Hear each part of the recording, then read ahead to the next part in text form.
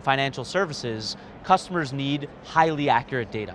So we don't just pass through models directly to the lender. There's a risk of hallucinations or errors in the data.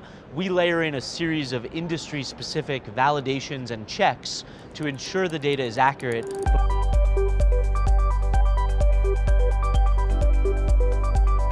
Sam Bobley joins us now for a one-on-one interview here at Money2020 in Las Vegas, Nevada. Sam is the co-founder and CEO of Ocrolus. Thanks a lot for being here. It's good to have you. Thanks so much for having me. Let's start first and foremost with an introduction to Ocrolus and how you fit into the broader conversation here at Money2020 this year.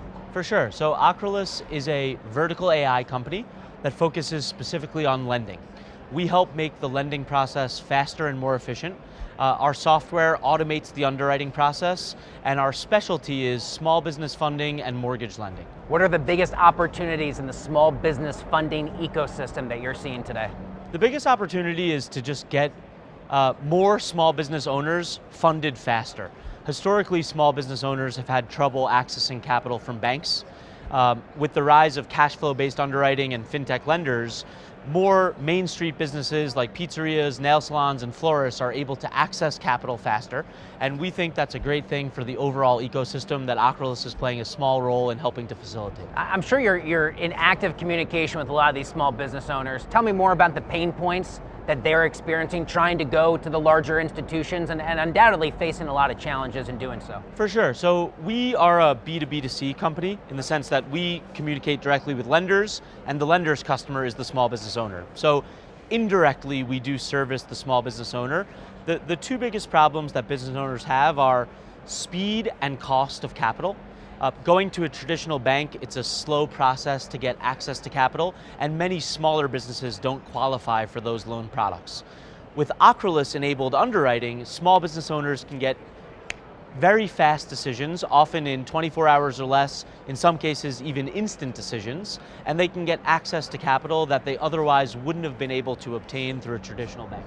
How has the landscape overall shifted, and even just the last few years? I'm having so many conversations with people in your position who say the general regulatory framework and conversation has changed so much already in 2025. I can only imagine for the years that you've been involved with the company, you've seen a lot of regulatory changes, and I imagine quite a bit of difficulty maybe trying to keep up with all of the changes.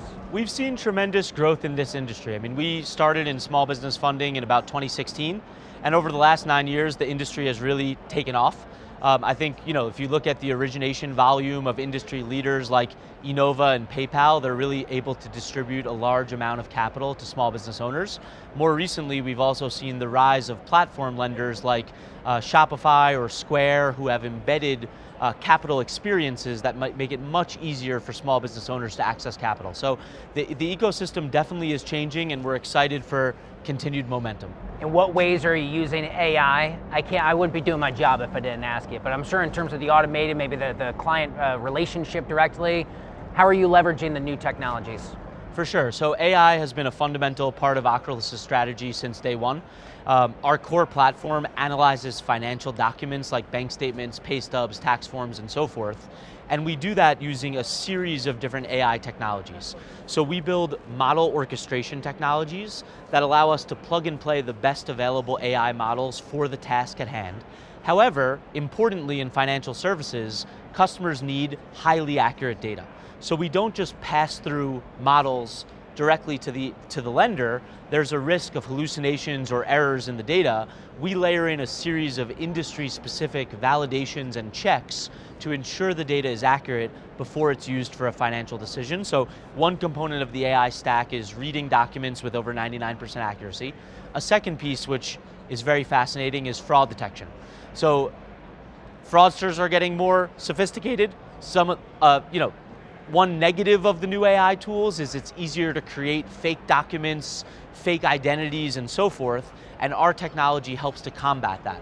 So we look at documents and we run a file tampering detection process to see if a document is synthetic, if it's photoshopped, if it's manipulated, and it's one of the most rewarding part of our job is to catch fraudsters in their tracks and not let fraudsters access capital and then vanish off the face of the earth. So combination of document capture and fraud detection are key to our AI strategy. To that point of that AI strategy on capture and fraud detection and beyond, What is your outlook here, not just for the remainder of Q4, but into 2026 as the underlying technologies are continuing to change? But to your point, it's not just the so-called good guys that are leveraging the technology. You got to stay one step ahead of the bad threat actors out there as well. Look, we're investing heavily in this area. I think it's critical for companies like Ocrolus to invest on the good side of this equation, because fraudsters absolutely are always innovating and thinking of ways to game the system. So if lenders put the appropriate safeguards in place using companies like Ocrolus, companies like Plaid, other companies to help verify information,